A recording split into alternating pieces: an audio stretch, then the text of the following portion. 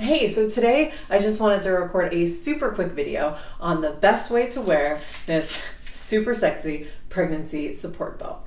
It is a little bit more precarious to get on, but it does provide more support.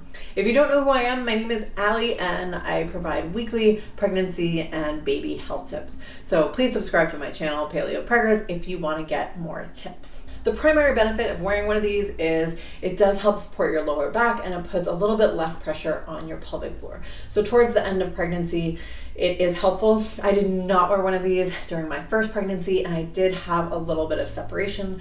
I don't think I ever really healed it properly. I do see a pelvic floor PT, which is really helpful, and she's the one who told me this way of putting this on. Now, if you are going to wear one of these, you don't have to do it all the time. It's really when you're overtaxing yourself. So if you're going to go for a long walk, for example, or if you're going to do some exercise, maybe if you're going to do something strenuous like cleaning the house, or you're going to be bending over and standing up, setting up the nursery, things like that where you might actually need that extra support. So this kind of thing might help your abs from separating, which is usually the cause for commonly what's talked about where you pee a little bit when you're laughing or sneezing postpartum. But how much it impacts your life really depends on a number of things, like the strength of your abs before pregnancy and during pregnancy, how your baby hangs throughout pregnancy, how much weight you gain throughout pregnancy, your alignment. Just as a side note, this separation can get a little bit worse based on the carriers that you're going to use. So if you plan to carry your baby a lot, which I do recommend, something that carries baby lower down towards your belly is going to pull your abs a little bit further apart. Whereas if you hold your baby up towards your chest, towards your shoulder, or just more upright, in the top half of your body, you're not going to be stressing your abs as much. The other thing that you might want to do is every time you have to lean over and pick up your baby, trying to contract and protect your abs so you're basically not just dumping it out. Anytime you get this bulge in your belly, your abs are basically separating, and you want to sort of try to protect it from doing that. I do recommend everyone seeing a pelvic floor PT 6 to 8 weeks after they give birth, primarily to see if you have an issue, see if you need to work on strengthening or doing anything. You don't want to start and get into crazy exercises because then you can experience prolapse or other bad situations where your organs basically are falling out, and that's not good for anyone. If you don't want to do that, but do want to self-educate, Katie Bowman wrote a great book called Diastasis recti, which she talks about different ways that you can strengthen and correct that problem.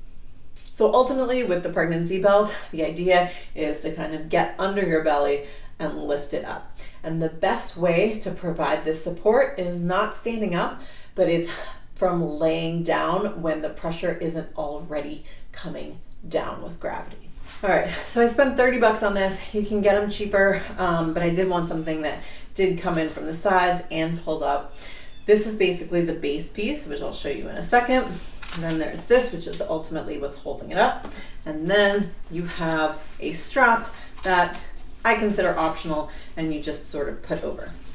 Now I'm lucky because I'm due in April and I can still wear, sort of baggier clothes and long sleeve clothes. If it was summer and I was wearing all tank tops, I don't know if I'd be super comfortable wearing this out and about without something over it or something that's looser, but it's up to you what you want to do.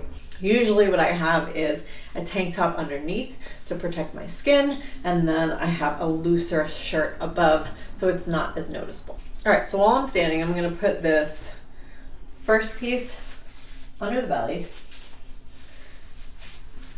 And then we're going to take this out and we're going to lay it down on a surface that we can lay down on. And now we're going to lay down, basically pull it up and under so it gets underneath the belly. Now, if you're on a much higher surface, this can be harder to maneuver. And then I just roll off. So now that's properly supporting the belly from the bottom and supporting your lower back as well. And if you want, this is optional, you can kind of put this top piece over. Then I just pull down my shirt and it's like I'm not wearing a girdle. So now I can go for a walk, I can do whatever I want, and I feel a little bit more protected and supported.